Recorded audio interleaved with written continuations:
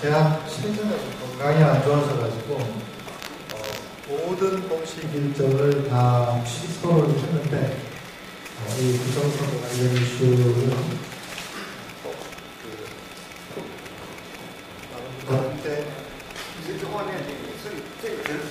됐습니다. 됐습니다. 알려야만 되겠다는 그런 사명감도 있지만 김우영 목사님께서 워낙 이 행사를 잘 준비를 하시기 때문에 거절할 수가 없었습니다.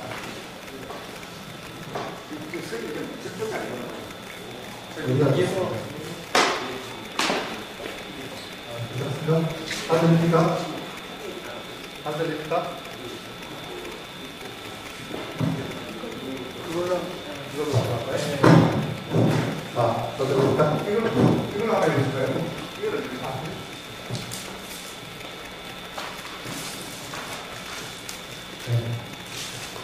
아까 우리 김용 목사님께서 하신 말씀 중에서 가장 많이 말씀하신 게 어떻게 전자개표기를 기계장치라고 하느냐는 것을 참 많이 하셨어요. 참 이거는 정말 답답한 것이 1 더하기 1은 2입니다를 계속 반복해서 얘기한다고 하는 거예요. 너무나 상식적인 거를 계속 이야기를 해야 된다는 건 이건 정말 참 비극적인 얘기거든요. 예를 들면 현대자동차에서 우리 보표만 하더라도 차를 만들어냈는데 핸들을 왼쪽으로 돌리니까 차가 오른쪽으로 가요. 그렇게 되면 그 회사는 망해야 되는 거죠. 그렇죠? 네. 근데 어떻게 A를 찍은 표가 B한테 가는 일이 버젓이 일어나는데도 그럴 수 있다고 하는 것이 바로 이 에센스의 조작인데 결국은 그것은 어떤 자기적인 조작이 없으면 절대로 발생할 수 없는 겁니다. 2012 대선은 부정선거다. 한번 시작을 해보겠습니다. 우리 그 부정선거가 이번 대선이 부정선거다라고 우리가 주장합니다. 그러면 이번만 있었는가, 그 전에는 없었는가 하는 부분이 궁금할 겁니다. 안다태님, 이 카메라가 저쪽으로 가야 될 것 같아요. 예. 자, 2010년 6.2 지방선거 때도 문제가 있었습니다. 지금 사진을 보면 색깔이 초록색인 것이 민주당이 거의 다 승리를 했습니다. 지금 서울시장 경우에 오세훈 한명숙이 붙었습니다만 각 구청장 선거에서도 서울시에서 거의 민주당이 구청을 다 석권을 했죠. 그리고 지금 저 서울시장 선거에서는 강동, 송파, 강남, 서초, 용산, 영등포, 양천을 제외한 전 지역에서는 한명숙 전 총리, 민주당 서울시장 후보가 승리를 했습니다. 그런데 결과는 어떻게 됩니까? 결과는 오세훈 시장이 당선이 됐습니다. 언제 당선이 됐냐면 새벽 2시가 되어서야 뒤집어집니다. 밤 12시가 넘어서 새벽 1시까지는 한명숙 후보가 앞서가고 있었습니다. 그러면 그 전까지 어떤 일이 일어납니까? 12시까지 한명숙 총리가 앞서가고 있는데 서초, 강남, 송파, 서울에서 가장 인구가 많은 저 3개 구에서는 밤 10시가 되도록 개표를 하지 않습니다. 어떤 이유인지 모르지만 개표를 하지 않고 있다가 다른 지역에서 개표가 상당히 진행되고 난 이후인 밤 10시부터 개표를 시작합니다.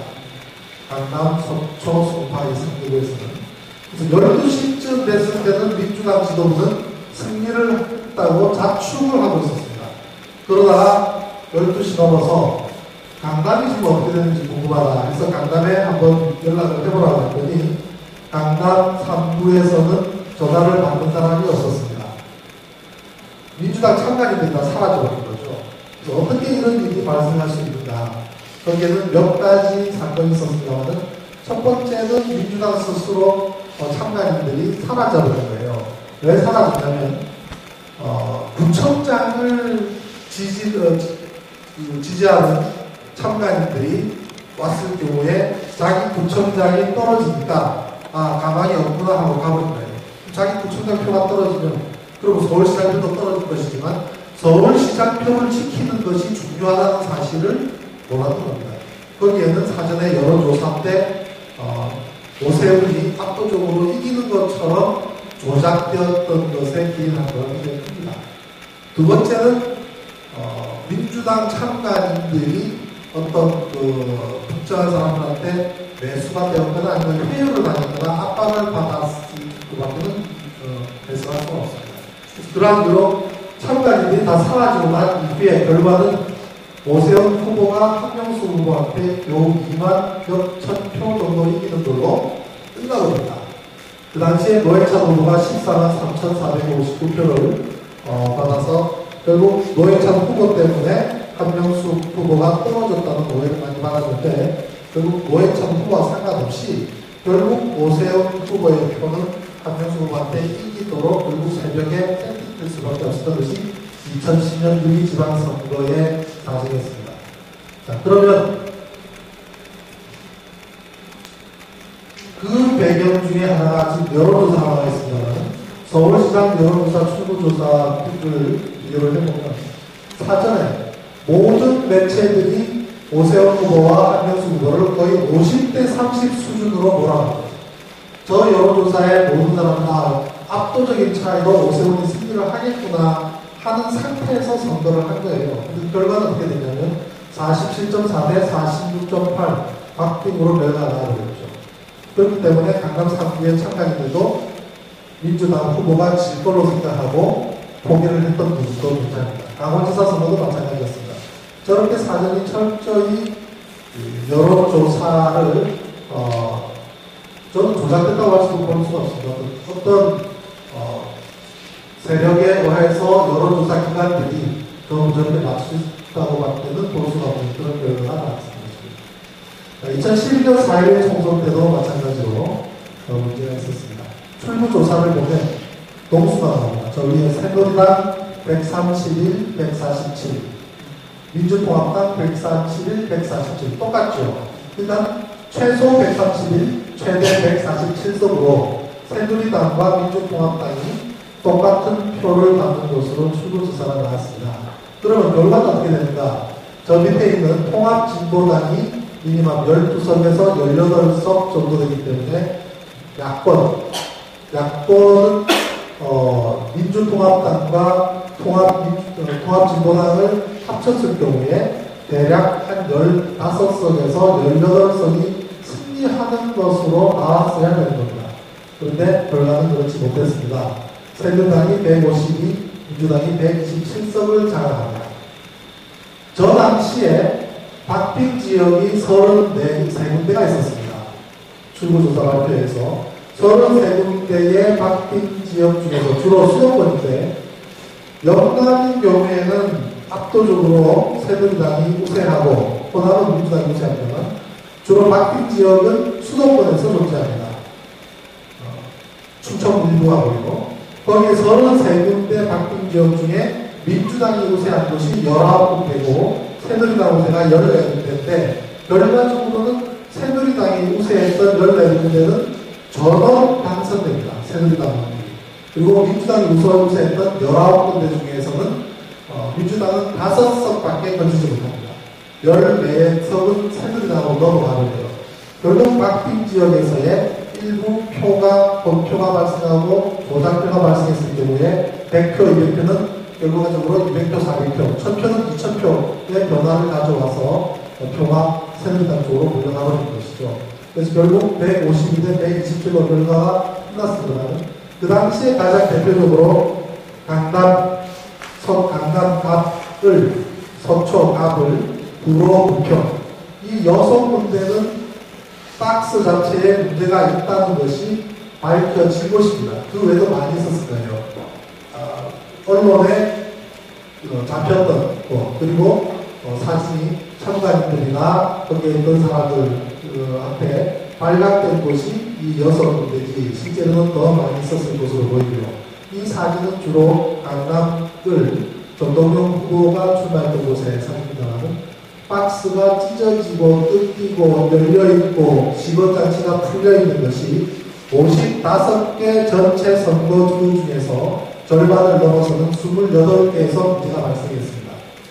박스가 뜯겨있고 찢겨져 있다는 것은 이 박스 자체가 종이었습니다. 이번 대선에서는 플라스틱이었죠. 그 당시에 종이었습니다. 다른 건 몰라도 도장이 빠져있는 경우는 참관인들이 도장 찍는 것은 자기가 하루 종일 그날 참관을 하고 내가 오늘 참관을 했습니다 하는 것을 알릴 수 있는 유일한 것이 자기가 도장을 찍는 행위거든요. 그 도장을 찍어야 수고비도 받고 나중에 저녁 식사도 하게 되는데 도장이 빠졌다는 것은 어떤 의미입니까? 박스 자체가 통째로 바뀌었다고 외에는 해석할 방법 자체가 없는 거예요. 네, 그것이 강감에서 발생했습니다. 이런 문제를 집중적으로 문제를 제기를 하고 취재를 하고 했음에도 불구하고 당사자의 민주당은 끌고 노력했습니다. 그 당시에 문제가 됐던 이 28개의 박스는 결국 법원에서 보전 시청이 들어갔습니다.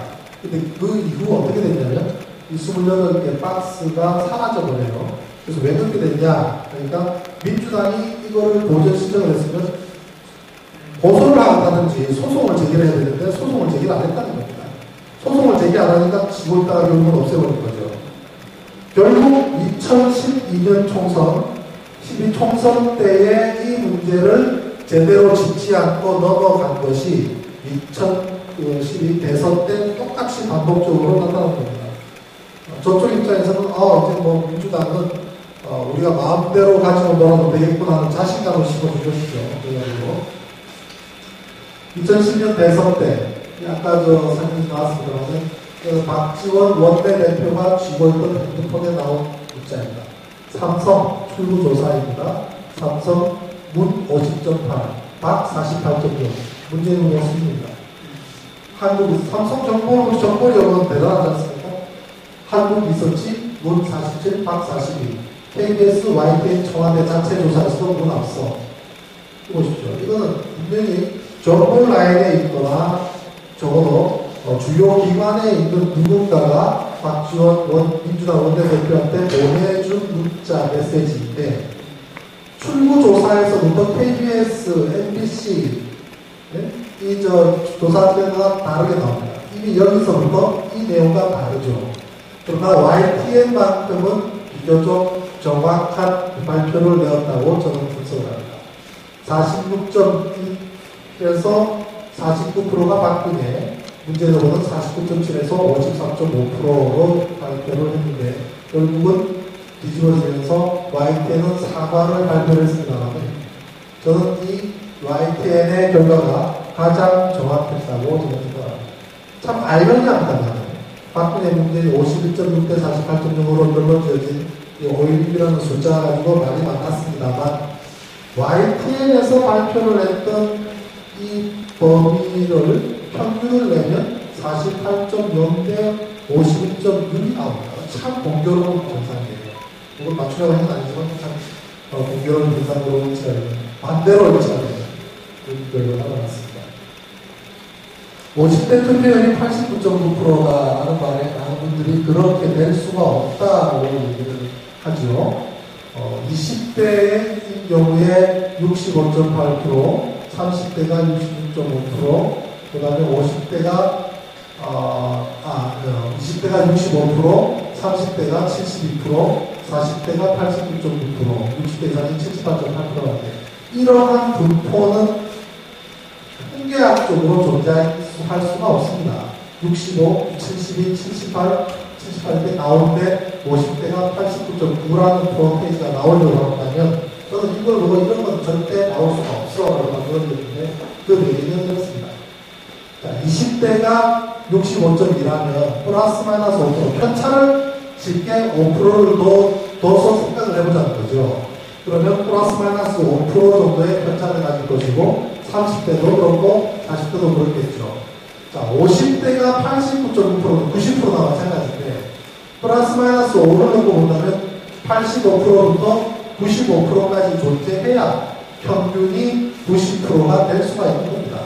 자, 그럼 50살부터 59살까지 어느 세대가 85%고 어느 나이대가 95%일까요? 모르죠. 그렇지만 85%의 연령대가 있다면 95%의 연령대가 있어줘야 89.9가 승리받는데 95% 투표율이라는 것은 공산주의 국가가 가능한 것이지 절대로 존재할 수 없는 수단입니다. 결과적으로 50대에서의 수치상에 상당한 어떤 문제가 발생했다고밖에 볼 수 없는 자료입니다. 이것은 지난번 2월 14일 날 공청회 때 이 부분을 지적을 하니까 그 다음 날이니까 오비라인지 모르겠습니다만 성당에서 50대가 82%였다고 정정 발표를 했죠. 자, 전자개표의 문제점은 아까 이명 목사님께서 설명하셨습니다만 바로 이러한 공표라고 하는 말이 공표지 문재인의 보장이 찍혀있는 명백하게 확실하게 찍혀있는 이 표가 박근혜 표에서 나왔다라는 것은 이 기계 자체가 존재할 이유가 없는 것입니다. 기계라는 것은 사람의 일을 대신해서 편하게 하는 것도 있지만 시간을 단축시키는 장점도 있지만 정확도가 더 중요한 것이죠. 정확도로 정확하게 분류해낸다는 것. 어느 위치에서 박스 내에 빨간 것이 찍혀있으면 그것을 분류해 간다라는 것보다는 기계는 처음부터 끝까지 반드시 찍힐 수밖에 없습니다. 그래야만 기계입니다. 그렇지 않은 곳에서 나왔다는 것은 그렇지 않도록 만들어내지 않으면 결정될 수가 없는 겁니다. 자, OMR 카드, 학교에서 쓰는 OMR 카드로 한번 예를 들어봤습니다. 모든 전국의 모든 고등학교가 이런 OMR 카드 리더기를 이용해서 채점을 합니다. 채점을 하면 이 카드 리더기는 맥시멈 분당 300개를 카운트합니다. 우리 고등학생들이 시험을 수능 대비한 자체 모의고사를 친다거나 하게 될 때 그 학교에서 채점할 때 이런 기계를 가지고 채점을 하는데 분당 300개를 카운트해야 합니다. 만약에 이런 카드 리더 기기가 3 내지 4%의 오류가 있다면 전국 수험생의 학부모들이 가만히 있겠습니까? 학교로 찾아가고 난리가 날 겁니다. 이런 오류가 존재한다면. 이게 OMR 카드 답안지인데요. 수능에서 50문항을 체크를 하게 되는데 보통 5, 6과목을 한다면 300문항 정도를 체크를 하겠죠. 이러한 채점을 OMR 카드 리더기가 절대로 오류를 내지 않습니다. 현직 고등학교 교사한테 물어봐도 저것을 잘못 카운트해서 문제가 되는 경우는 지금까지 교사 생활 중에서 한 번도 보지 못했다고 얘기를 합니다. 간혹 학생들 이 답안지도 학생들한테 전부 나눠주는데 학생들이 가지고 와서 이거 잘못되었다고 하는 경우라고 하더라도 2개를 체크를 했거나 아니면 굉장히 희미하게 체크한 경우 아니면은 오류가 절대로 발생하지 않는다고 하죠. 이런 수능 체크하는 OMR 카드도 이렇게 정확한데 배선이라고 하는 그 중대한 행사에서 사용되는 기계가 이런 오류를 가지고 나타낸다는 것은 절대로 있을 수가 없는 것입니다. 자, 이번에 기획대표를 한 것이 이게 주동을 위한 기획대표다 모두는 얘기합니다만은 18시 40분, 저녁 6시 40분부터 개표를 시작합니다. 그때 82.5 대 17.1로 박근혜가 우세한 것으로 발표가 되는데 7시까지 20분간 계속 82.5%부터 60%대까지 박근혜 후보가 우세한 것으로 대표가 됩니다. 그 지역은 강원도와 경상북도를 처음 오픈을 하면서 불과 5,000표도 채 안 되는 표를 가지고 20분 동안 계속 박근혜가 82.5%부터 60.2%까지 압도적으로 우세한 것으로 처음을 문을 엽니다. 이때 아마 야당 지지자들은 이 숫자에 짓눌려버려가지고 아예 기가 질려버렸을 겁니다. 그리고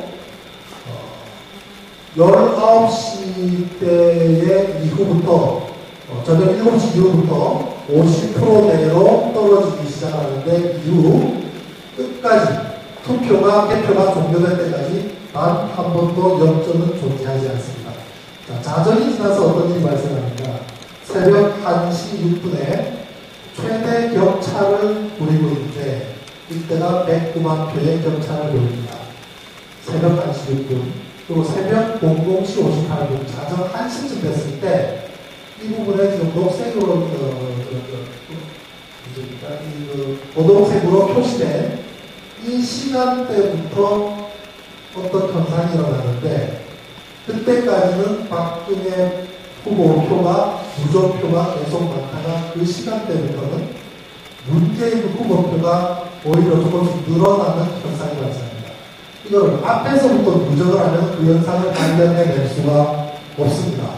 이것을 거꾸로 했을 때, 역누적표를 했을 때 그런 현상을 발견할 수가 있는데 그것이 어떤 내용인가 하면요. 지금처럼 앞에서부터 쭉 덧셈을 해나가서 누적표를 한 것이 아니라 아래에서부터 위로 갔을 때를 역누적표로 새벽 5시 24분에 개표가 완전 종료가 되죠. 그럼 새벽 5시 24분 끝 마지막 거를 처음 개표를 했을 때 뒤집어서 역으로 누적을 하면 어떻게 되는가를 따져볼 것입니다. 자, 일단 한번 정상적으로 한번 써보죠. 51.8%, 51.7%, 51.6%, 52.5%까지 갑니다. 박근혜 후보의 표가. 밤 10시 36분 때 51.5%까지 가장 적은 수치를 보입니다. 그러다가 다시 올라가요. 51.6%, 또 51.7%까지 올라갑니다. 그리고 나서 다시 51.6%로 내려온 시간이 새벽 1시 27분, 그리고 이때부터 끝날 때까지 51.6%는 변하지 않습니다. 자, 51.6이라는 수치가 우리가 왜 하필이면 51.6이냐라는 이야기를 많이 했는데 그 51.6이라는 숫자가 1차, 2차, 3차에 걸쳐 조정을 하면서 안착이 되는데 이것을 보면 얼핏 보면은 뭐 그럴 수 있지 오르락 내리락 하다가 결국 그렇게 끝난 거니까 그렇게 되겠지라고 생각하시지만 그 내용을 들어보면은 다른 내용이 나옵니다. 자, 역누적 투표율 속에서 발견된 10시 58분부터 쭉 누적된 표를 놓고 보면 요 시간대 동안만큼은 전국적으로 문재인 후보 득표수가 박근혜 득표수보다 많아지는 기현상이 발생한다고 합니다. 00시 58분은 박근혜 이꼴 문재인 득표수인 시간입니다. 이때만큼. 그러나 그 이후부터는 모든 지역, 거의 모든 지역에서 박근혜 후보보다 문재인 후보 표가 많아집니다. 뭐 그럴 수 있지 않느냐라고 하지만 한번 보겠습니다. 대구, 경북이라든지 광주, 전남 같은 경우는 제외됩니다. 왜냐하면 대구, 경북은 처음부터 끝까지 박근혜 유세, 광주, 전남은 처음부터 끝까지 문재인 유세. 그렇기 때문에 대구, 경북과 광주, 전남, 북은 땡에서 뺍니다. 그러나 경상남도라든지 부산과 같은 이런 곳은 경상남도는 부산도 마찬가지지만 박근혜 후보와 문재인 후보 표의 차가 거의 6대4입니다.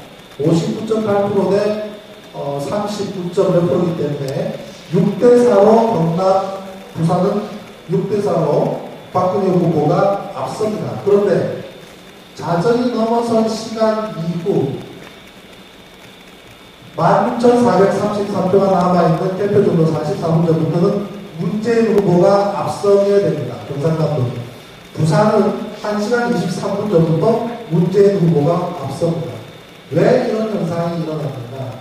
결국은 수치를 조정하기 위함이었습니다.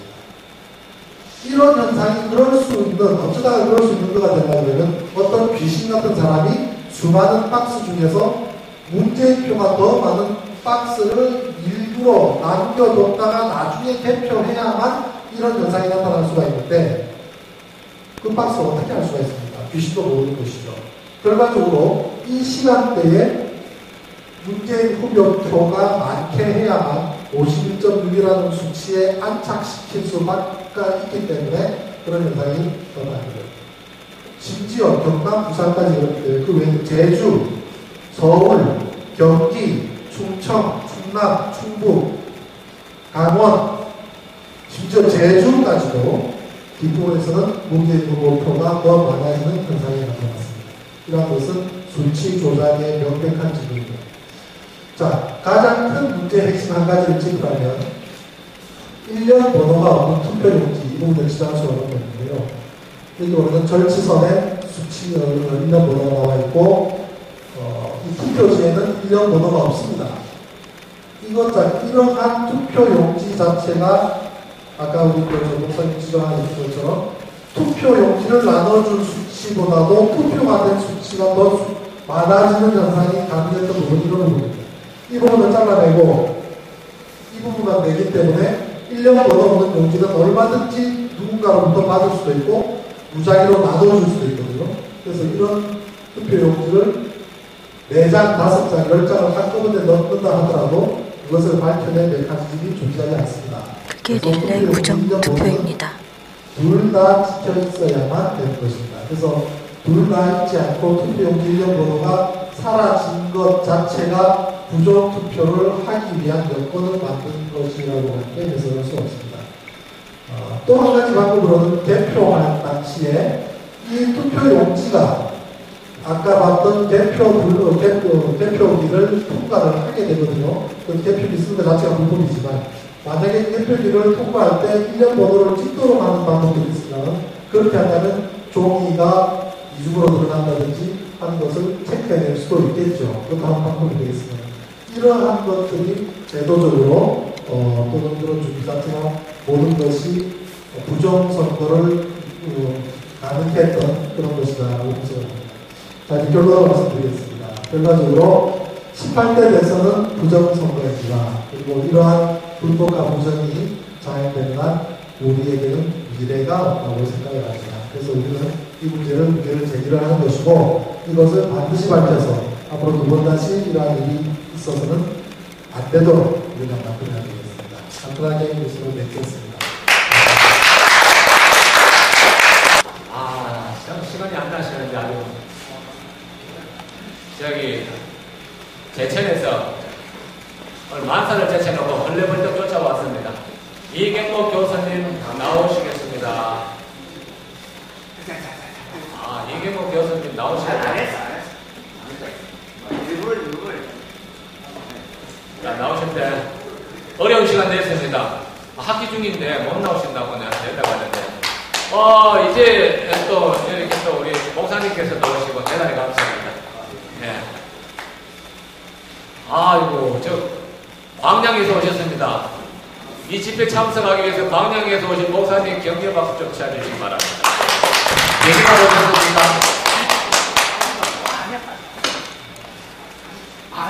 아니 나오셔야 됩니다. 아닙니다. 방송하고 어디 나오십니까? 아니 안 했어. 나오죠. 지난번에 한번 이경복 교수님께서 수개표하는 것 좀 보여주세요. 자세하게 설명. 나는 그 자료가 없어요. 수개표하는 것은 정말 귀한 자료입니다. 수개표하는 자료를 이경복 교수님이요 정말로 강동 그 다음에 부천소사 이 자료들이 놀라운 자료들입니다. 이것을 오늘 여기서 아마 자세히 설명하실 겁니다. 이경복 교수님께서 수개표하는 현장에서 그것을 아주 귀한 자료를 지금 갖고 계십니다. 이 법정에 가면 결정적인 자료가 들어갈 수 있습니다. 수개표는 법리상 반드시 해야 됩니다. 개표 여부를 확인하지 않는 것은 개표 지휘상 178조 법령 위반입니다. 그래서 그 증거 자료가 있느냐? 바로 이경복 교수님이 그 증거 자료를 갖고 계십니다. 자, 나오실 때 뜨거운 박수로 환영해 주시기를 바랍니다.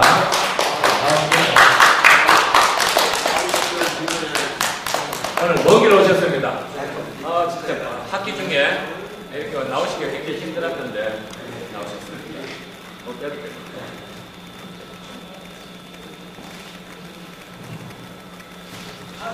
그 결과를 발표한 겁니다. 그 결과를 지난번에 약간 추가된 점이 있습니다. 뭐냐면 개표 상황표가 지난번에는 강동 얼만 공개를 했었는데 이번에 입수한 게 부천 소사표하고 그리고 제천 개표 상황표 이 세 개를 그러니까 2개가 추가됐죠.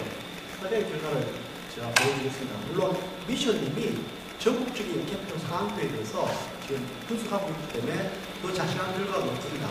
근데 오늘 제가 이제 추가된 내용을 보여드릴 거고요. 어쨌거나 제가 발표한 내용은 연구 결과니까요. 이거에 대해서 이의가 있는 분들은 저한테 그냥 개인적으로 의견을 하십시오. 다음은 수능은 지난번과 똑같이 영어의 정의, 영어의 정의가 굉장히 중요합니다. 저는 IT 관련 전문가로서 그리고 또 학생을 가르치는 교육자 입장에서 이 용어 정의를 명확하게 해줘야 됩니다. 이건 저의 의무이고 제가 해야 되는 역할이고 교단에서는 목적입니다. 그래서 영어 정의를 분명하게 제가 해야 되고 그리고 전자기기의 작동 원리라든가 연전사 그리고 왜 중앙선관위가 기계장치라고 계속 이렇게 억지를 부리냐 하는 그런 배경 그리고 2013년 국회 시연회에 대해서 간단하게 말씀을 드리고 결론 부분에서는 제가 수개표 하는 과정에서 그러니까 드르륵 개표라든가 아니면 그냥 수개표 없이 했던 그런 동영상과 함께 우리 개표 사항들을 한번 분석해보는 그런 기회를 결론에서 가지고 있습니다. 먼저 영어의 정의에 있어서 이거는 굉장히 중요합니다. 영어의 정의는 우리 IT 분야의 전문가가 영어 정의를 해줘야 돼요. 이거는 뭐 대부분에서 하는 게 아닙니다. 대부분에서는 어떤 법적인 그런 내용을 잘 알겠지만 그렇지만 통합도가 이런 영어는 전산장치에 대해서는 통합도에서 이게 정해줘야 될 것 같아요. 그래서 한번 정의를 하면 기계장치라는 것은 네이버 지식검색에도 나왔지 동료에 의하여 작업을 행하는 발전기, 전동기, 공작기계, 작업기계 이런 것들을 기계장치라고 정의되어 있습니다. 그런데 전산장치는 컴퓨터 또는 전자계산기로서 전자회로를 이용한 고속의 작업 계산기, 프로그램으로 돌아가는 것을 전산장치라고 합니다. 그러면 전산장치와 기계장치의 차이는 그게 뭐냐? 이게 우리들은 분명히 알고 있어요. 그리고 국회의원들도 알고 있습니다. 기계장치는 프로그램 조작에 불가능하다. 전자개표에 사용될 때 득표 결과를 조작할 수 없는 게 기계장치입니다. 기계장치를 쓸 경우에는 문제가 없을 수도 있어요. 프로그램 조작이라는 게 없기 때문에 단순이랑 분류를 하는 거니까 수표 분류기나 현금 분류기처럼. 그렇지만 전산장치가 되면 프로그램을 사용하기 때문에 프로그래머가 마음만 먹으면 마음대로 결과를 조작할 수가 있어요. 그래서 조작할 수 있는 장치들을 전산장치라고 하고 국회의원이나 우리 공직선거법에도 전산조직은 프로그램 조작이 가능하기 때문에 이것은 대선과 총선에서 사용하지 마라 이렇게 규정되어 있는 겁니다. 이게 중앙선관위가 지금 투지 물리기 용어를 바꾸면서 전자기기가 아니다 이렇게 말을 하는데 그 용어가 중요한 게 아니에요. 조작이 가능하다 그러면 공직선거법에 모색이 되어 있는 겁니다. 그리고 프로그램으로서 전산장치라고 해서 분위기 95조에 쓰지 말라고 되어 있는 거죠. 자, 용어 정의는 그래서 지금 중앙선관위가 쓰고 있는 투지 물리는 그 문서에도 보면 내부 문건에 전자개표가 되어 있죠. 전자개표가 되어 있지만 그 자체가 중요한 게 아니고 프로그램으로 작동된다는 게 중요한 겁니다. 프로그램으로 작동되기 때문에 그 결과를 조작할 수가 있다는 거죠. 그리고 전자투표기라는 게 있는데 전자투표기도 마찬가지로 전산장치가 됩니다. 터치 스크린 방식으로서 중앙선관위가 대선과 총선에 사용하고자 개발했던 전자투표기. 그래서 2008년도에 예산이 삭감되어져서 전자투표기는 더 이상 사용이 안 되도록 그렇게 국회에서 결정을 내린 장치고요. 전자개표기는 프로그램으로서 전자개표기이기 때문에 중앙선관위가 사용하고 있는 투표식 기기는 제 전산 전문가 입장에서 이미 이것은 전자개표기이고 전산장치입니다.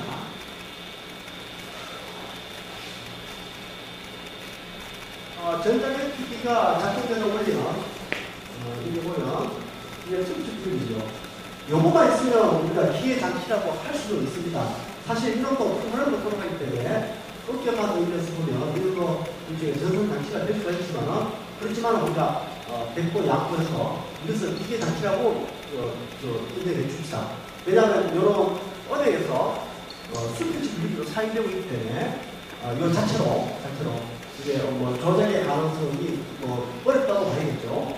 그렇지만 여기에 이제 저용 컴퓨터가 있습니다. 저용 컴퓨터. 저용 컴퓨터가 하는 역할이 이 PPT를 스캔을 해서 이미지가 들어오면 그 이미지에서 후보자별로 구분을 합니다. 구분을 해서 후보자별로 득표를 이런 집계를 하고 그리고 1번 분야, 2번 분야의 명령을 투표 분리게 되면 투표 분리기가 투표용지를 1번 파켓, 2번 파켓에서 이렇게 분류하는 그런 식으로 이 저용 컴퓨터라고 해요. 저용 컴퓨터에 이렇게 달려져 있습니다. 사실 여러 개의 기능이 없이도 작동할 수가 있는데 여러 걸 달았던 이제 의도가 상당히 그렇죠. 그래서 만약에 중앙선관위가 이것을 기계장치라고 그리고 수개표 모조수로 사용하려 되면 요것만 사용하세요. 요것만 사용하시면 그걸 인정해 줄 겁니다. 그렇지만 요것을 사용하는 경우가 되면 요것은 조작이 가능하기 때문에 정부에 요놈은 더 이상 기계장치가 아닌 전자 조직입니다. 그래서 요놈을 사용할 경우에는 규칙 모조를 위반해서 이 선거 자체가 무효가 되는 겁니다. 그리고 외부에 이 프레스를 사용해서 중앙선관위의 그 서버에 개표 결과를 옛날에도 방송에서 직접 송출해서 여기서 전국의 개표 상황을 집계를 했었는데 요즘은 이것을 끊고 ADS를 끊고 사용한다고 했죠. 그렇지만 집계 결과는 개표 상황인데 상황은 이 저용 컴퓨터가 프린트해냅니다. 그 프린트해낸 그 용지가 1번 후보 득표 얼마, 2번 후보 득표 얼마 이렇게 해서 개표 상황표가 출력되죠. 개표가 상황표가 출력될 때 중요한 정보가 두 가지라고 합니다. 제가 볼 때는 먼저 투표용지를 넣게 되면 그 투표용지가 들어가는 그 순간에 시간이 기록된다. 그것이 개표 시작 시간이었는데요. 그리고 분류가 다 끝나고 나면 상황표가 출력될 당시에 그 시간이 찍혀놓습니다. 그게 이제 개표 종료 시간이 되죠. 두 가지 시간이 찍혀놓아요. 두 가지 시간이 찍혀놓은 다음에 이 투표지를 분류된 투표지를 가지고 이제 심사 집계부로 가게 되는데요. 심사 집계부에 가면 주로 한 테이블 4명이 앉아 있습니다.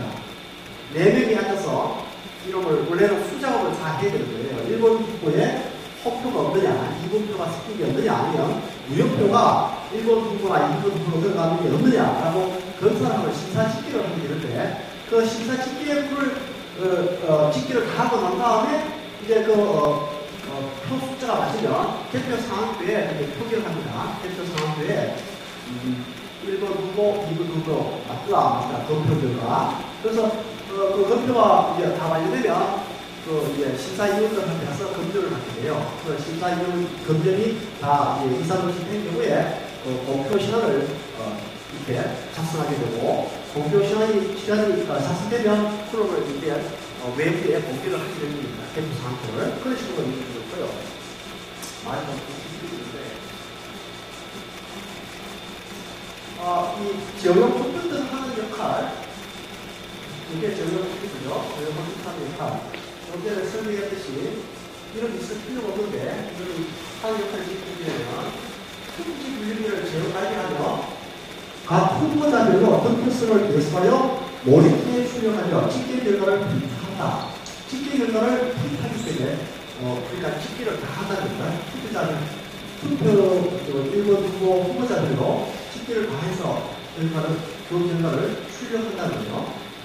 여기서 프로그램을 돌아간다. 프로그램으로 들어가서 어떤 역할을 하냐면 이미지를 스캔 해서 영상 인식을 해서 유효표냐 무효표냐 구분을 하고 그리고 1번 후보, 2번 후보 개수와 집계를 다 여기서 프로그램으로 하고 있습니다. 그래서 문제가 되는 부분이 이 프로그램에 개수하는 부분에 만약에 조작이 들어가게 되면 이 결과가 조작되는 결과가 나오죠. 그래서 이놈이 이런 전산장치를 예습과 총선에 사용하지 마라라고 되어 있습니다. 그러니까 이게 출력되고 프린트가 출력하고 대표 사무원이 프린트한 결과를 선관위 속에 수작으로 입력한다. 이렇게 되어 있고요.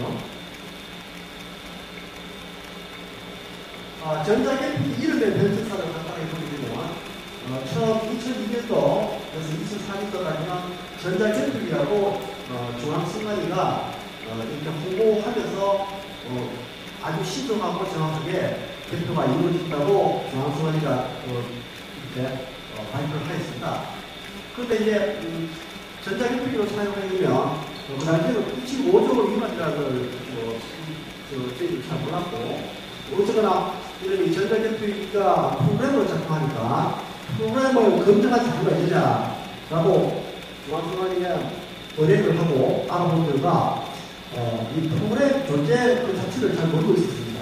그래서 프로그램 검증한 자료가 없다는 걸 확인을 하고 정체 불명의 프로그램을 사용하는 전자개표기는 이 불법이다라고 주장을 하니까 그다음부터 중앙선관위가 기계장치라고 말바꾸를 합니다.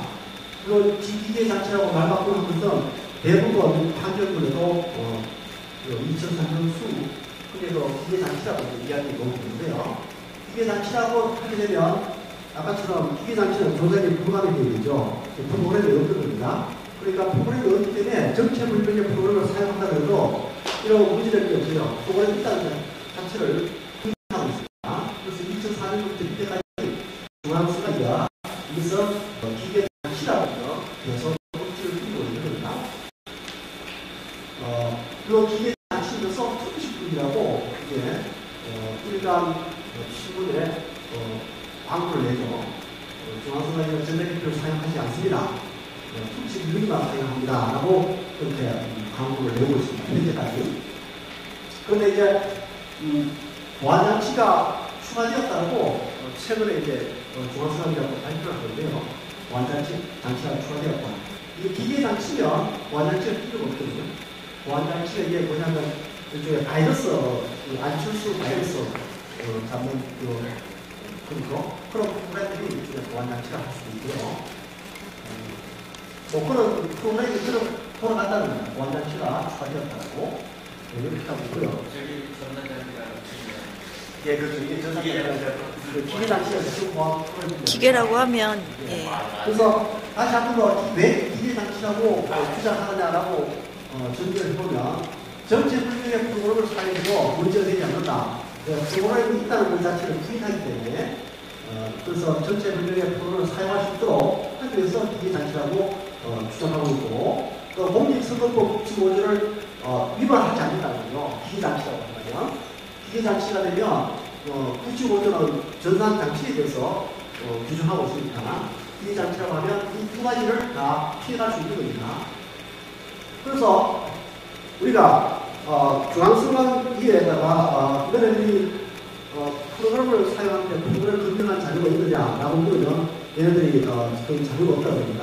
왜냐하면 프로그램을 검증한 자료가 있다는 것 자체를 인정하게 되면 그게 바로 기계장치가 아니라 전산장치가 되죠. 그럼 95조 위반한 게 됩니다. 그래서 얘들이 사실 프로그램 검증한 자료를 내놓을 수가 없고요.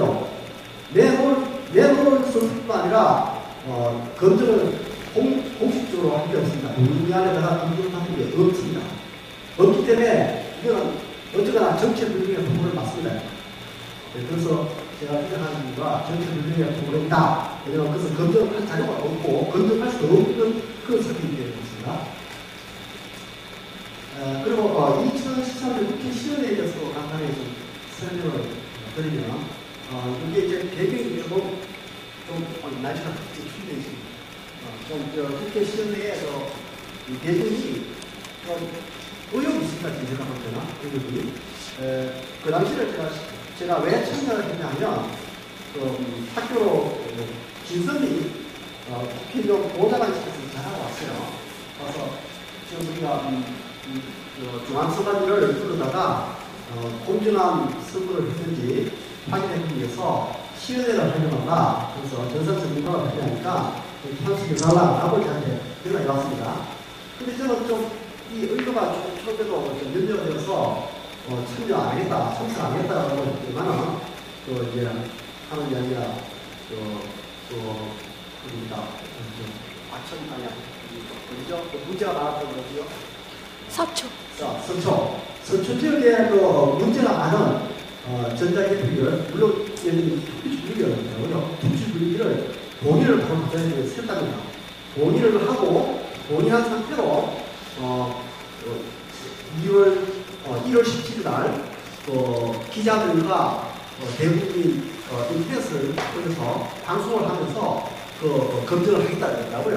그래서 저는 의도가 그러면 뭔가 문제점이 있는 걸 밝혀보겠다라는 그런 의도가 있는 걸 제가 그렇게 느끼고 그걸 참석하겠다라고 했어요. 그래서 그 다음날 참석을 했더니만은 아니 그 전날 문제에 있던 고기를 다 뜯고 프로그램을 정상으로 다 세팅해놨더라고요. 문제가 없이 세팅을 해놓고 그리고 저를 부른 거예요. 그러면 저를 왜 부른다 이거죠? 저를 덜러리로 씌우기 위해서 부른 게 아니냐. 정상적으로 기자들 앞에서 150명 정도 기자를 지켜보는 과정에서 문제없이 잘 작동하더라. 전산 전문가가 와서 보고 인정하더라. 그렇게 대국민 홍보를 하기 위해서 이 시연회를 했다고밖에 저는 생각을 못하겠어요. 그 당시에 신선미 국회의원이 보면 이 민주통합당이지만 국회 행정안전위원회 처벌심사 소위의 위원장이었습니다. 이것은 처벌심사위원회가 왜 구성되었냐면 23만 명의 아고라 회원들이 수개표 주장을 하면서 대선 선거에 의혹을 제기하니까 그것을 해명하기 위해서 국회에서 이게 구성된 위원회예요. 이런 처벌심사 소위에 여기에 위원장이 김순희 국회의원입니다. 그리고 새누리당의 진영, 이승우, 국민통합당의 문산, 진성희, 통합진보당의 이상규 국회의원 이런 분들이 위원이 되어서 구성된 거예요. 그러면 여기에서 이제 중앙선거인은 일종의 혐의를 받고 있는 겁니다. 예컨하게 공정선거를 했다는 것을 밝히게 되는 그런 일종의 혐의자예요, 혐의자. 그리고 전산 전문가와 방론자, 반대 입장에서 쓰는 시민단체를 추측을 했죠. 이렇게 해서 이제 시연회가 열렸으면 중앙선관위가 자기를 무조건 공정하게 정확하게 했다라고 주장하겠죠. 그렇지만 일부 반대 시민들은 이거에 대해서 항의를 할 수 있는 겁니다. 왜냐면 이 사람들은 혐의자니까 의무를 해소를 해야 되죠. 그 와중에서 이제 제가 이제 전산 전문가 수준이기 때문에 저는 이게 프로그램이 있느냐, 그러니까 프로그램을 착각한다. 그러면 이건 기계장치가 아니고 전산장치라고 전산 전문가의 그 입장에서 그리고 IT 공학부의 가르치는 교수 입장에서 제가 이것은 전산장치라고 그렇게 명칭을 그래서 정리해서 명확하게 밝혀줬고 그리고 이제 그 과정에서 이제 우리 한용수 회장님이 그러면 전산장치가 되면 부칙 5조를 위반했다라고 이야기를 했고 부칙 5조를 위반했고 했기 때문에 미국장이고 기계장치라고 이야기하면서 프로그램을 검증한 자료가 없으니까 정치적 변경을 프로그램을 사용한 불법 장비를 가지고 시연회를 한다고 주장을 했고 그리고 대선에도 정치 불경의 프로그램 그리고 불법 장치를 사용해서 개표를 했기 때문에 선거 자체가 무효다라고 그렇게 주장을 했었습니다. 그리고 이것은 일종의 내란죄를 하니까 이 내란죄를 범한 사람들은 사형감이니까 그래서 그 사람들은 일종의 사형이라고 이야기를 했었고 그리고 일단 공부했어요. 공부했는데 그러고 난 다음에 이제 중앙선관위가 자기들이 수개표를 다 했다는 영상을 보여줬어요. 기자들한테 영상을 이렇게 보여주는데 보니까 제가 촬영했던 영상과 다른 점이 있더라고요. 그래서 제가 그 동영상을 이건 봐라 수개표 이렇게 제대로 했는 게 아니지 않냐라고 보여주는 와중에서 이 중앙선관위가 국회 방어고 발표를 시켜서 저를 그냥 10분 동안 막 목사를 하면서 나중에 제가 대통령이 책임있는데요. 이건 안 됩니다. 저는 국회에서 공식 초청을 받아서 자문 활동을 하고 있기 때문에 저는 일종의 그 신분은 저는 어떤 국회에서 공식적인 그런 활동을 하고 있는 거기 때문에 이 행위 자체가 공명 집회를 당했죠. 이런 거예요. 사실 중앙선관위가. 근데 국회에서 아직까지 이거에 대해서 어떤 해명이 없습니다. 해명이 없는데 지금 이런 거는 우리 순천에 있는 목사님이 진선미 국회의원실에 전화를 했어요. 그래서 국회에서 이런 사건이 벌어진 건데 그 해명을 해드리지 않느냐라고 묻기 위해서 전화를 했을 때요. 그래서 녹취도 하고 해서 저한테 보내주고 있는데 재밌는 이야기는 이 김선미 국회의원실에서 하는 이야기가 우리는 전자개표를 사용한 적이 없다라고 얘기합니다. 전자개표를 사용한 적이 없고 그러니까 이 말은 뭐냐면 그런 수작을 다 했다라고 하는데 이거는 저는 상당히 질문이 이거를 제가 어떻게 모함을 하는 게 아니라 사실 리스크 이야기를 좀 이야기하는 거니까 진선미 국회의원이 저는 좀 상당히 의심스럽습니다. 왜냐하면 우리가 그 자리에서 수개표 안 했다는 영상도 제가 있었고 한데 어떻게 수작을 다 했다고 그렇게 얘기할 수 있는 건지 그리고 전자개표를 사용한 적이 없다라고 얘기하고 있고 저에 대해서 거기에 대해서 동의를 못하겠거든요. 여러분들이 나중에 도움을 좀 줬으면 싶은데 어떻게 하냐면 민주통합당 피어들 아시는 분이 있으면 그쪽에 다 전화를 하셔서 녹취를 하세요. 전자개표를 살렸는지 안 했는지 수개표를 했는지 안 했는지 다 한번 확인해보세요. 나중에 자료를 찾기 위해서 수작을 다 했다고 주장하는 분들은 이건 나중에 문제를 삼아야 됩니다. 우리가 수작을 안 했다는 영상도 있고 그리고 개표 사항도 보여줄 건데 근데 그런 증거가 있음에도 불구하고 안 당이 아니라 민주통합당에서 수작을 다 했다고 주장한다고 그러면 그런 문제가 있는 겁니다. 그래서 나중에 여러분들이 좀 그런 자료를 좀 모아주시기 바라고요.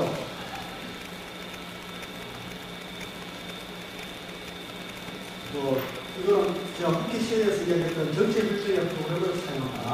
그리고 기계 장치라고 억지로 부려서 거기서 오늘 위반하겠다라고 이렇게 그리고 자기들이 보여준 영상은 거기서 6초표 개표하는데 2시간이 걸리는데 그 2시간 동안 걸리면서 연금이라고 볼 수밖에 없습니다.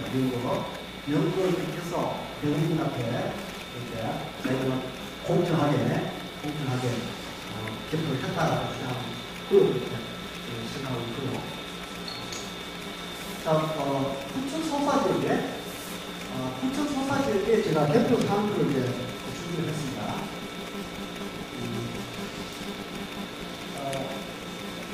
보면 3,000배를 보통 심사 직접에서 4사람이 수작을 해야 됩니다. 그러면 1인당 한 800배가 돼요. 800배. 근데 제가 영상을 한번 이렇게 지금 보여드릴 건데, 드르륵 투표하는 경우가 있습니다. 그런 경우에, 보통, 100매 하는데 한 달이거든요. 2분 정도 걸려요. 그러면 1인당 800매를 하게 되면 한 16분 정도 써야 됩니다. 16분 정도 써야 되는 경우가 드르륵 수작업이 아니라 드르륵 하는 수작업이 되는데요. 그 시간을 우리 한번 더 맞춰봅시다.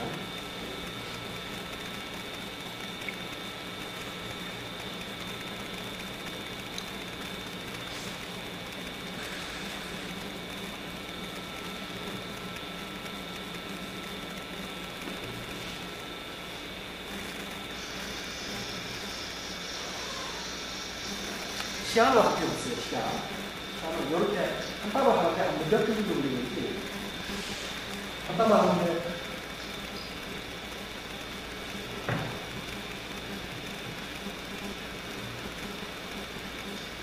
이게 이 사람이 지금 하고 있습니다. 그리고 저쪽에 아줌마가 한 오른쪽에 아줌마가 있어요. 그리고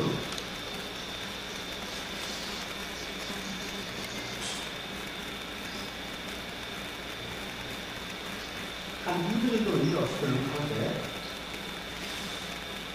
저렇게 하면 3층장 하는데 거의 10분대가 됩니다. 10분에서 한 20분 사이가 됩니다. 시작을 해보면 그러면 제가 템포 사업표를 보여드리겠습니다. 템포 사업표를 보면서 이거 이제 얼마 그냥 휘리릭 하고 넘겨버려. 네, 넘어가는데 여기서 한 묶음에 100장이거든요. 100장을 하는데 시간이 1분 30초에서 한 2분이 정도까지 됩니다. 자, 저렇게 하고 이제 템포 사업표를 보여드릴게요. 이게 사실 수정을 할 수 없죠. 지금 이거 하는 게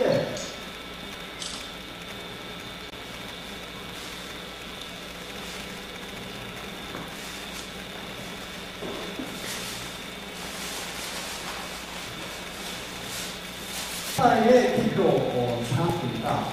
이제 분류기 개시 시간, 분류기 종료 시간, 그리고 이제 공표 시간이 있는데요. 분류기 운영 종료 시간이 이제 투표지를 넣어서 다 분류가 끝난 시간입니다. 개표 사항표가 출력되는 시간이에요.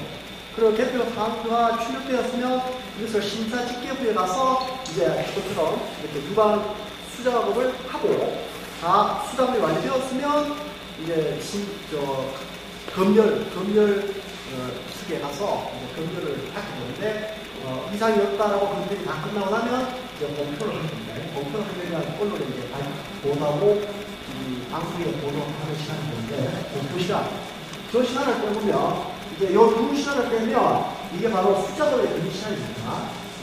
그래서 처음 시작할 때로 보면 어느 시간이 이렇게 6시 54분에 시작되고 7시 4분에 분위기가 정리해서 7시 32분에 목표를 하는데 28분 정도 됐습니다. 군수소사 28분 32분 장수를 보면 2010년까지니까 그 3층장을 했죠. 대충 3층장에 28분 걸렸습니다. 31분, 38분, 50분 요거를 이제 정상적으로 됐단 말이에요. 물론 6천장 하는데 2시간이 걸렸지만은 지금은 3층장에 50분 정도 잡고 이게 이제 정상으로 했다고 봐야 되는데 근데 요 밑에 보면 지금 노랗게 되어 있는 부분들이 20분대 군수소사지요.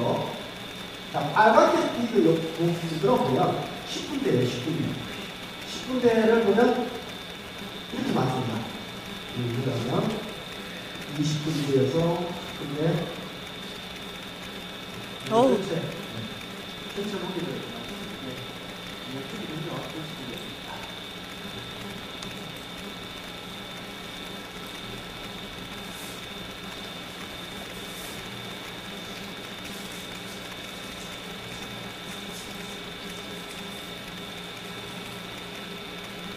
자, 빨갛게 되어 있는 부분들을 보면 저 부분이 이제 들어오기 10분대, 들어오기 그렇게 되고 노랗게 된 부분은 20분대.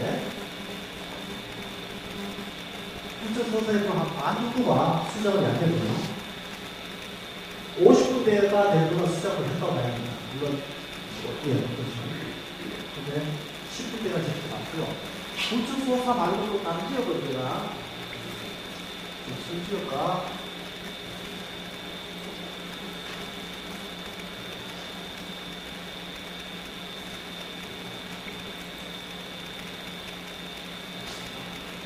자, 10분대. 그치, 한 80%가 수작관 했죠. 80%가. 저거 하얗게 되어 있는 부분도 이거는 지금 하나, 둘, 시간이 이거는 30분 정도 걸렸고, 여부들이 있는데, 한 20분 정도는 수작업 했다고 봐야 되느냐? 저 수작업 했다고 봐야 되겠죠. 교수님, 제가 지금 대기 시간을 계산 안 했거든요. 그렇지. 대기 시작하게 되면 경고 현상입니다. 대기 시작하게 하면 현상입니다. 그렇지. 이보다 더 걸리겠는데 다 안 했어요. 다 안 했어요. 지금 하얗게 되어 있는 부분도 저거는 수작을 해가 제가 시간이 걸렸다는 게 아니고 저것도 대기를 좀 많이 해갖고 수작을 봐야 되는데 대기 시간이라 봐야 돼요. 그래서 대천지역은 굳이 또 수작을 한 게 없다고 봐야 됩니다. 이렇게 알 수 있고요. 다음에 또 다른 거.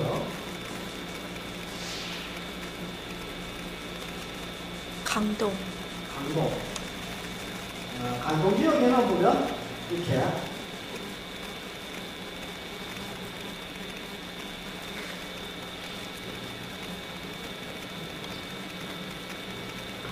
초반에는 이렇게 수작을 좀 했어요. 수작을 하다가 이제 후반으로 가면 이렇게 수작을 안 하기 시작합니다. 강동 지역도 있고요. 제가 세 군데를 나왔는데 세 군데가 다 이제 수작을 안 하고 넘어간 지역입니다. 그리고 미션이라는 것이 전국적인 개표 사항들을 다 시합을 해서 분석해서 발표를 할 건데요. 이게 돌아갈 할 겁니다. 그분들 좀 도와주시면 돼요.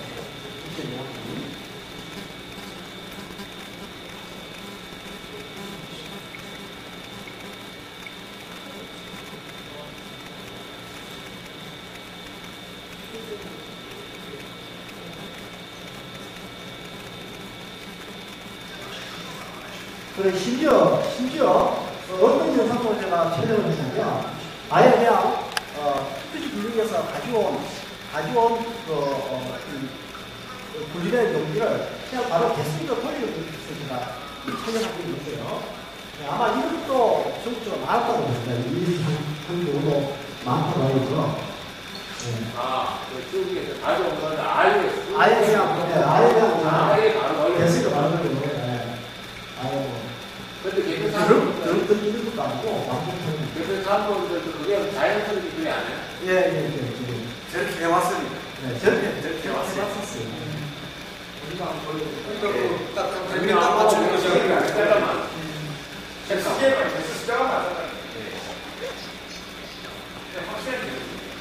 그러니까 그렇게 했기 때문에 수작은 안 되는 겁니다. 수작은 안 되는 건데, 참 안타까운 것은 민주 소환당에서조차 수작을 했다고 이야기를 하니까, 이게 할만 없긴 한데요. 자, 10분 정도 설명을 하고, 사실 근데, 이 100명에 2분 정도 설명고, 3,000명한테 4명이 8명을 분류했는데, 16분이 설명했다고 하는데, 요거 대기 시간을 뺀 겁니다. 요거에 있으면, 건너석에 가면, 건너석에 딱 이제, 박스, 바구니가 대기하고 있어요. 그래서 기다렸다가, 건너를 하게 되는데, 그 대기 시간을 빼고 기사도 16분입니다. 대기 시간이 합니다. 20분 내 정도 되면 드럭드럭 하는 거죠. 드럭드럭 한 거는 없고, 드럭 잡으면 이거 수직으로 할 수 없거든요. 그래서,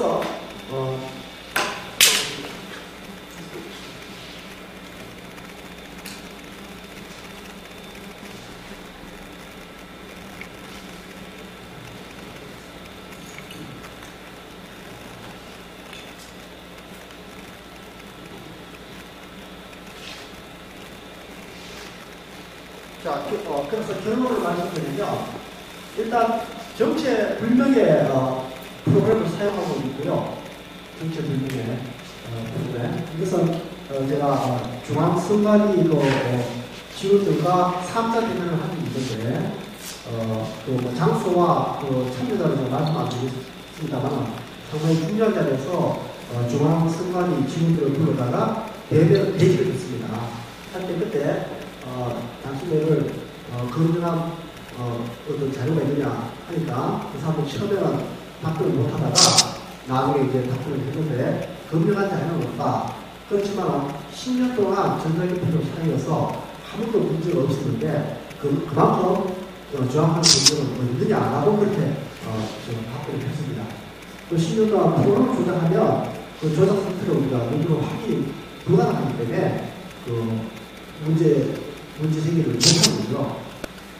그래서 10년 동안 어떤 일이 벌어졌는지 알 수 없는데, 이 제기 의사를 살리면서, 프로그램을 검증했다라고 하더라고요. 이거 녹취를 했었으니까, 녹취한 자료가 있으니까, 나중에 한 문제가 되면 녹취한 자료를 공개할 요령이 있고요. 물론 그게 착색했던 사람이 있기 때문에 그 사람들을 경위로 제가 시험도 있습니다. 이게 대해서 문제가 진행된다면. 그래서 제가 아는 바로는 정체불명의 프로그램을 사용하고 있는 게 사실이라고 볼 수가 없고요. 그리고 선관위원 대신 BT 테스트라고 합니다. BT 테스트. 500장의 투표 용지에 기표를 하고 기표를 한 상태에서 돌려봅니다. 그래서 정상적으로 나오려면 이게 정경협의가 특수 분위기가 정확하게 작동한다라고 기자들과 야당, 여당 국회의원이 모인 자리에서 시연을 하고 작동이 정상적으로 되니까 투표에 설 수 있도록 해달라 해서 그렇게 하는 있습니다. 프로그램 검증을 하는 거고요. 국회의원들 물어보면 항상 검사했다고 그러거든요. 무슨 검사했냐면 이등표를 갖고 검사했다고 500장. 정상적으로 프로그램 풀어가는데 500장이 아니라 만장을 넣고 정확하게 풀어가죠. 은행에서 수표시 분리 이런 경우에 사장이 오차가 있으니까 여러분들 5만짜리, 만원짜리, 1000짜리 입금형은 한 장도 오차가 없이 정확하게 계산되죠. 그래서 이 투표 분리는 정확하게 만장을 하든 1000만 장을 하든 한 장도 오차가 하면 안 되는 거예요. 그런데 그런 상태로 500장 투표용지만 넣어보고 정상적으로 돌아가더라. 문제가 없다라고 얘기하면 안 되죠. 프로그램 조정 항상 가능한 거니까. 국회의원들이 자꾸 알고 있는 거예요. 이걸 PT 테스트를 하고 프로그램 검증을 했다고 이렇게 자꾸 나오고 계십니다. 그리고 제가 전산전문가로서 컴퓨터 IT 관련 교육자 교수로서 제가 다시 한번 중앙선관위가 사용하고 있는 특수 기기를 전산장치라고 용어를 제가 다시 정의합니다. 대부분에서 전산장치라고 할 수 없죠. 왜? 우리 공학부에서 주장하는 용어 쓰여죠. 대부분에서 본질적으로 이게 자기들이 프로그램을 돌아가는 것을 기기장치가 자기들이 정의할 수 있어요. 그건 아니죠. 대부분 우리 공학부는 준비해야죠. 공학부가 전산장치를 정의했습니다. 그래서 전산장치가 되기 때문에 부치 모델을 위반한 겁니다. 그러니까 국회 총선과 대선에 사용하면 부치 모델을 위반하는 것입니다.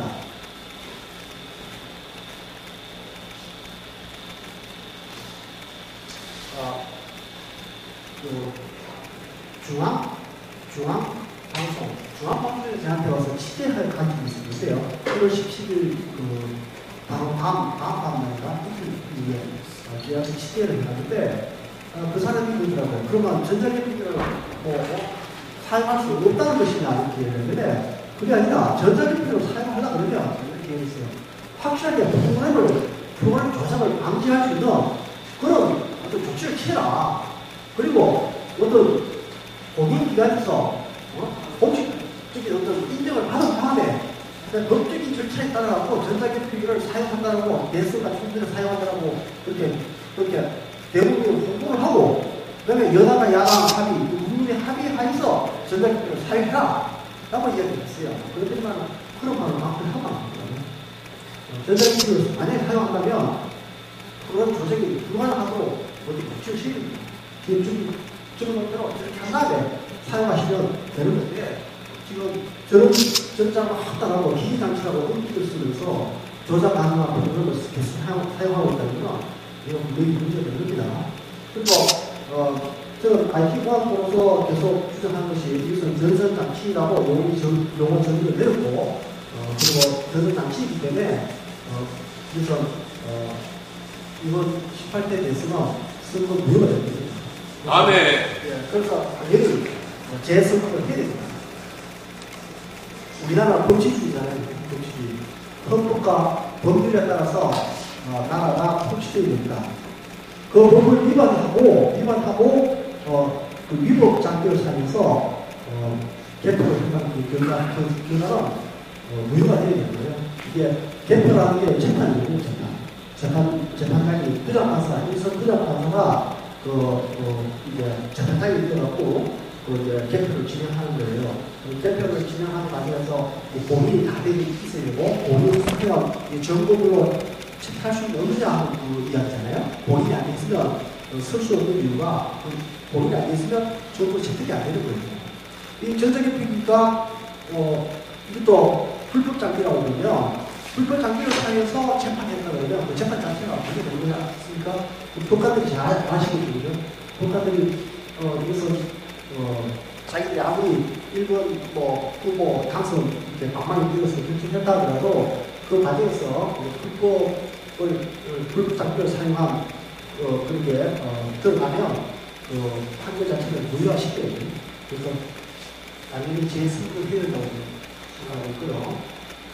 그리고 지금 이 정치인들, 국회의원들이나 아니면 대통령을 포함해서 모두가 제가 볼 때는 피해자라고 봅니다. 중앙선관위가 공직선거법을 위반하고 이렇게 전체 불명예 프로그램을 사용한 불법 장비를 가지고 개표를 하고 있었기 때문에 지금 정치인들이 역사에 아주 심판을 받게 될 거예요. 지금 당장 아니더라도 지금 될 수도 있고 아니면 5년 후, 10년 후 이게 이제 불법이라는 게 드러나면 지금 정치인들은 다 피해자가 되는 거예요. 국회의원들, 대통령 다 이거 무효이라고요. 그래서 우리가 이 부정선거에 대해서 그러니까 규명을 해달라고 주장하고 있지만 실제로 당사자는 우리도 맞지만 이 정치인들이 당사자예요. 자기들이 바로 역사적으로 자기의 불명예가 될 그런 것을 왜 그냥 수용하고 넘어가자이죠. 네? 우리 여기에 동참을 해갖고 자기 자신을 밝히라이죠. 자기 자신을 깨끗하게 자기가 능력이 있으니까 거기서 국회의원 될 수 있는 거 아니에요? 근데 왜 전자개표기 그 장난질에 놀아나가고 나중에 자기 당선 자체 그 자체가 부정으로 되냐 이거죠. 그래서 지금 제 이 문제는 정치인들이 적극적으로 나서야 돼요. 민주통합당 국회의원들, 그다음에 새누리당, 진보당, 사실 대통령까지 나서서 이 사실은 밝혀야 되는 거예요. 아니면 역사적으로 자기들이 그대로 이건 당하게 될 그런 문제인데 제가 볼 때 자기들이 당사자인데 뒷지지고 말하는 이건 부정선거 진실 규명하는 걸 방해하는 거니까 이거는 참 알다가도 잘 모르겠어요. 제가 이런 이야기 해주면 사실 고맙다는 얘기인데요. 역사에서 자기들이 깨끗하게 될 수 있도록 제가 도와주는 건데 그죠? 자기들이 못 밝힐 걸 제가 이렇게 밝히고 노력해 주는 거잖아요. 그리고 정치인들이 다 저한테 고맙다고 얘기해요. 지금 싸움은 누구와 싸우냐면 중앙선관위와 우리가 싸우고 있는 거예요. 중앙선관위를 우리가 이 부정선거를 했던 내란죄를 벌였다라고 이렇게 해서 이 정치인들을 보호하려고 해요. 대통령도 그렇고 국회의원들 똑바로 가십시오. 우리가 도와주려고 그러니까 중앙선관위의 그 잠재적을 기적해서 이 사고가 제가 두서없으시죠? 날씨가 추워갖고 말이 잘 안 되네요. 네, 이 사고로 제가 강연을 마치겠습니다. 노무현 대통령 수개표까지 했습니다.